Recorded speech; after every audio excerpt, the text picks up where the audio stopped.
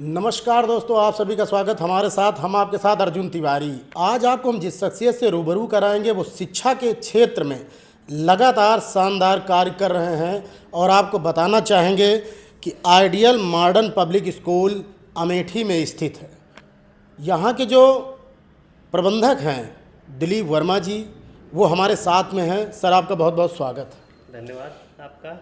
हमारा सर सवाल यह है कि शिक्षा के क्षेत्र में लगातार आपने बहुत ही शानदार कार्य किया है। तो सर्वप्रथम तो आप ये बताइए कि विद्यालय की नींव किस तरीके से आपने यहाँ पर डाली थी? क्या मन में विचार आया कि विद्यालय खोला जाए?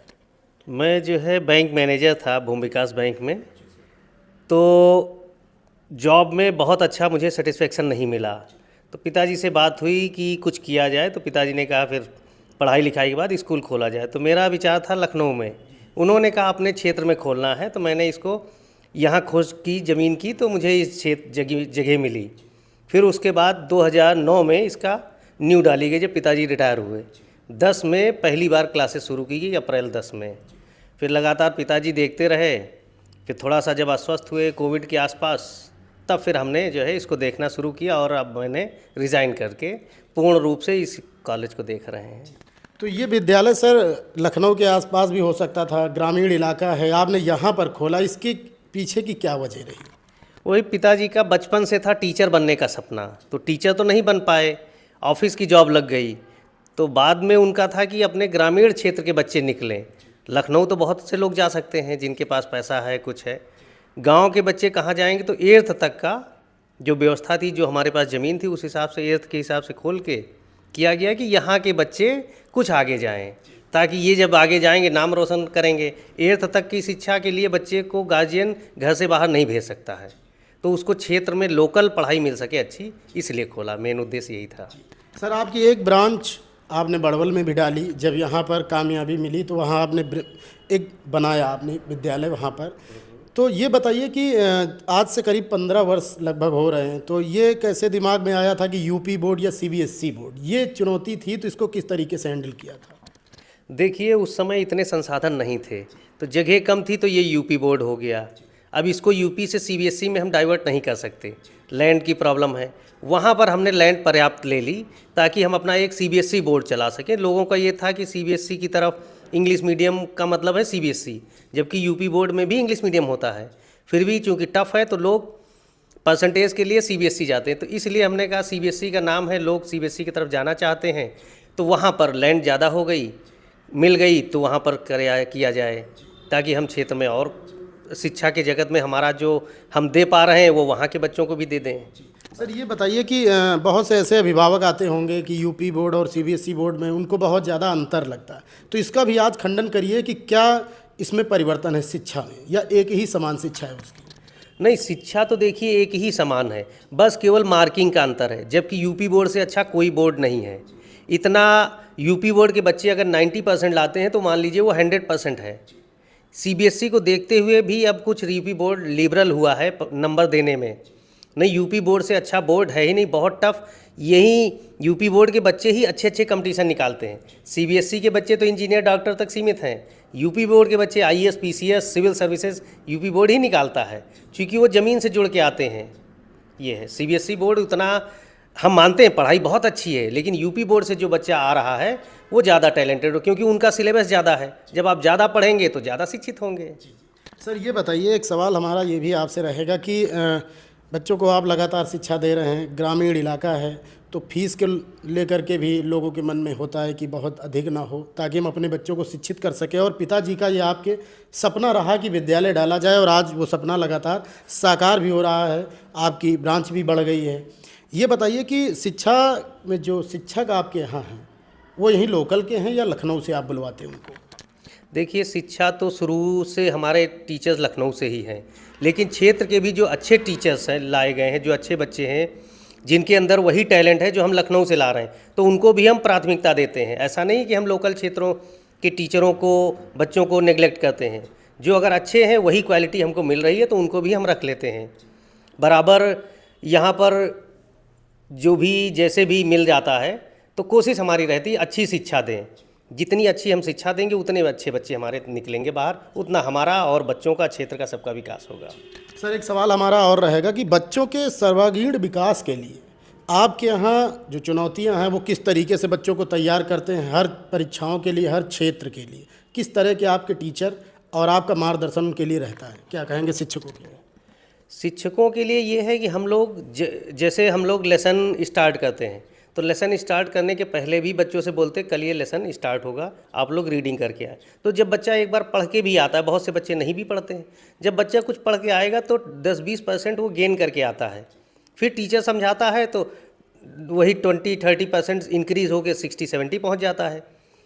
फिर जब क्लास में रिवीजन होता है, क्लास में बच्चे जब रीडिंग करते हैं तो धीरे धीरे करके लगभग 70-80% बच्चा सीख लेता है लेसन, तो उसको याद करने की कैपेसिटी उसकी बढ़ जाती है। तो जब टेस्ट होता है, लेसन कंप्लीट हुआ, उसका टेस्ट लिया गया, रिवीजन कराया गया। ये हो गया पढ़ाई का। इसके साथ साथ खेलकूद भी बच्चों को कराते हैं ताकि फिजिकल एक्टिविटी भी होती रहे, शरीर से भी बच्चा स्ट्रांग होता रहे। तो यही सब चीज़ें हैं, बच्चों को प्रॉपर वे में नियमित, जैसे हम लोग पूरा मंथ नवंबर महीना पूरा हमारा खेलकूद माह चलता है, सभी क्लासों की एक्टिविटियाँ होती हैं, सभी क्लास के बच्चे, हर बच्चे को पार्टिसिपेट करना है, चाहे वो बच्चा क्यों ना दिव्यांग ही क्यों ना हो, वो भी पार्टिसिपेट करेगा। जीतना हारना तो दूसरी बात है, एक टीम भावना के साथ खेलना और स्वस्थ मन से खेलना, ये बहुत ज़रूरी, इससे बच्चों का सर्वांगीण विकास होता है। सर ये बताइए कि आपके विद्यालय की ऐसे बच्चे जो किसी पद पे चयनित हुए हों, ऐसा आपकी जानकारी में है, हमें बताएं। हमारे यहाँ बहुत से बच्चे, चूँकि 2010 का है, उस समय 8th स्टैंडर्ड नहीं था, स्कूल एज था, मान्यता एज तक थी, लेकिन हमने 5th तक लिया, चूँकि इंग्लिश मीडियम से डाला, बच्चे नहीं मिले। तो इस समय जो बच्चे वही आगे चल के गए हैं, तो कुछ बच्चे बीटेक तो बहुत से बच्चे कर रहे हैं। 2 बच्चे विदाउट कोचिंग इस बार नीट में सिलेक्शन हुआ उन बच्चों का। एक बच्चे ने JRF निकाला है एग्रीकल्चर से, यूपी में PhD में उसकी 2nd रैंक आई है, और 2-3 बच्चे यूपी पुलिस में अभी हुए हैं। तो इस तरह से अब बच्चे हमारे मार्केट में आना शुरू हुए हैं जो सफलता की सीढ़ी पकड़ रहे हैं, जिनमें हमें गर्व है, हमारे विद्यालय को भी, हमें भी, और क्षेत्र में उनके गार्जियंस को भी। सर क्या कहना चाहेंगे, क्योंकि किसी भी विद्यालय का प्रधानाचार्य या प्रधानाचार्य जो भी हैं वही लीड करते हैं, क्या कुछ कहना चाहेंगे उनके लिए, उनके नेतृत्व में विद्यालय कैसा काम कर रहा है, क्या कहेंगे? क्या नाम है जो यहाँ के प्रिंसिपल हैं? यहाँ की जो प्रिंसिपल हैं वो श्रीमती शशि वर्मा हैं, जो हमारी धर्मपत्नी हैं।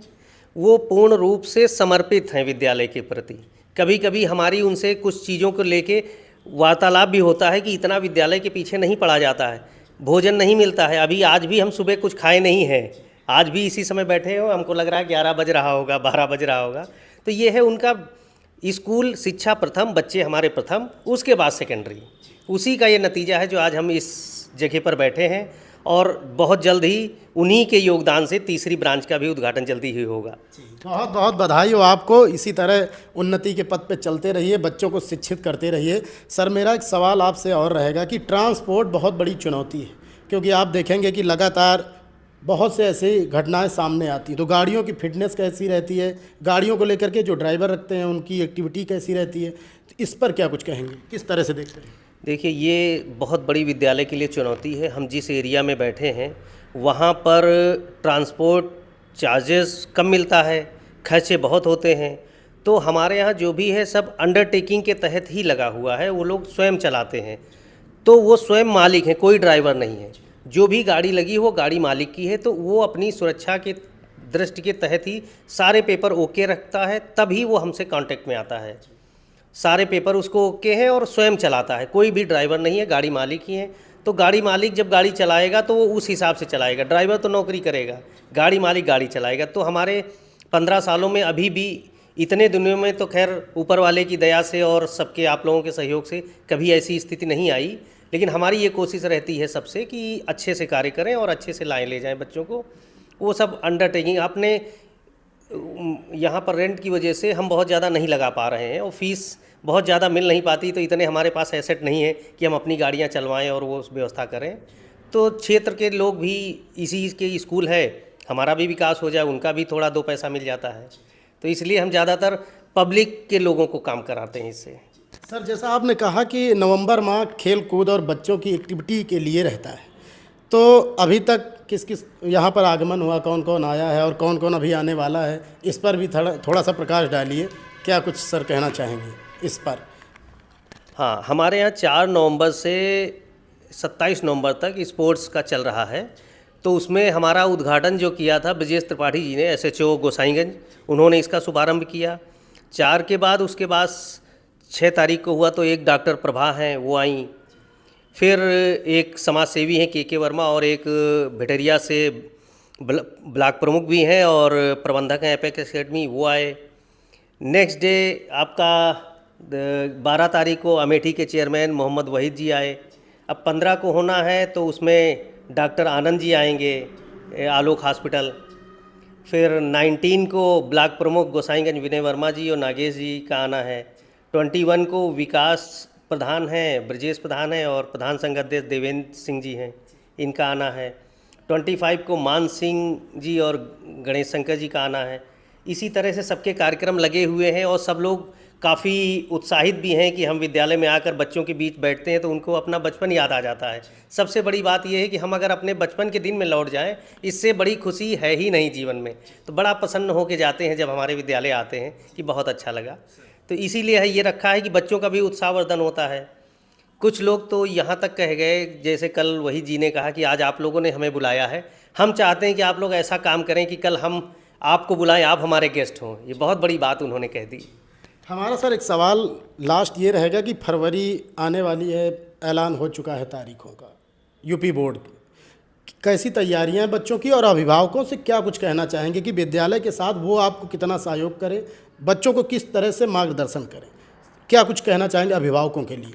आखिरी सवाल। देखिए, हमारा अभिभावकों के लिए यही है कि बच्चों को केवल पढ़ाई के प्रति प्रेरित ना करें।